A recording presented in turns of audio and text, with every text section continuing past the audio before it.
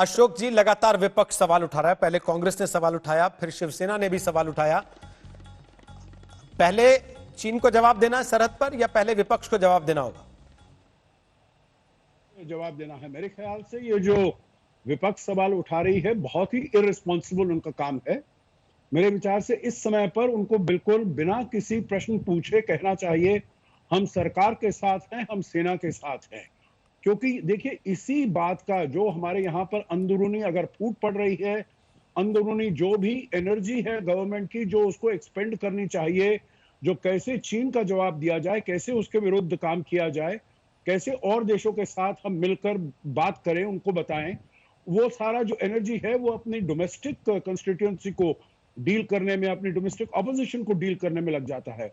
तो मैं तो कहूंगा बहुत ही इररिस्पॉन्सिबल है। और ऐसे मेरे विचार से जनता भी उनको यही कहेगी।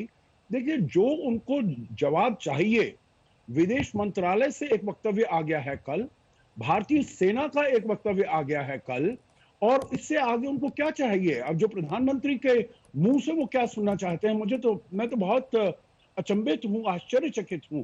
ये तो बिल्कुल ही अनकॉल्ड फॉर कमेंट्स हैं उनके। और अगर किसी ने जवाब देना है, किसी को कर दिया जाए, पर प्रधानमंत्री, रक्षा मंत्री, विदेश मंत्री जैसे वो डील करना है चीन के साथ, उसके ऊपर अपना कंसंट्रेट करें, उसके ऊपर अपना फोकस करें।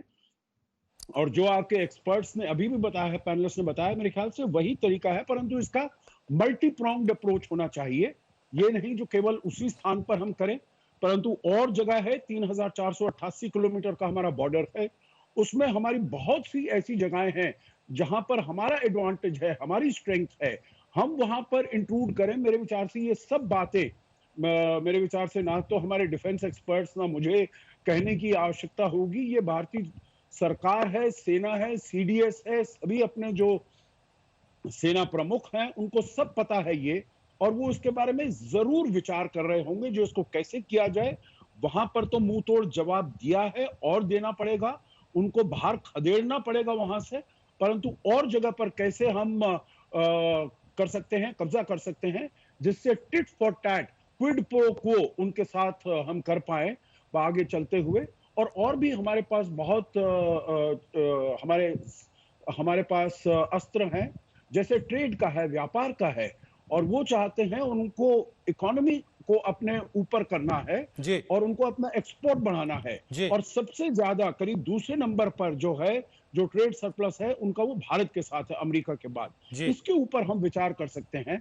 तो देखिए, हमारे पास भी बहुत सारे ऐसे हमारे तरकश में कमान है जिसका हम प्रयोग कर सकते हैं। और मेरे विचार से सरकार पूरी तरीके से इसके ऊपर देख रही होगी।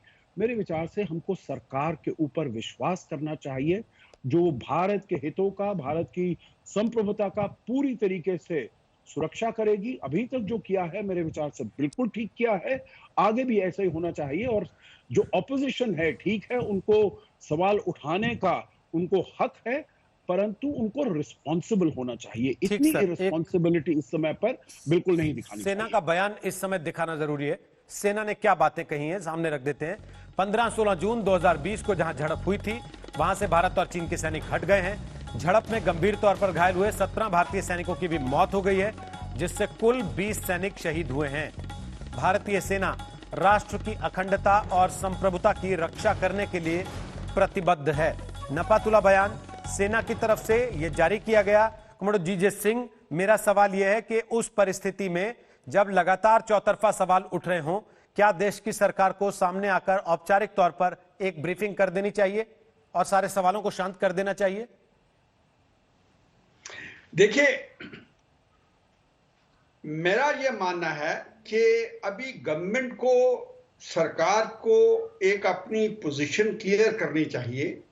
क्योंकि ये जो इतने सवाल उठते हैं गवर्नमेंट के अगेंस्ट, या वो ऑपोजिशन मानती है, उसका कारण ये है कि उनको कॉन्फिडेंस में नहीं लिया जाता।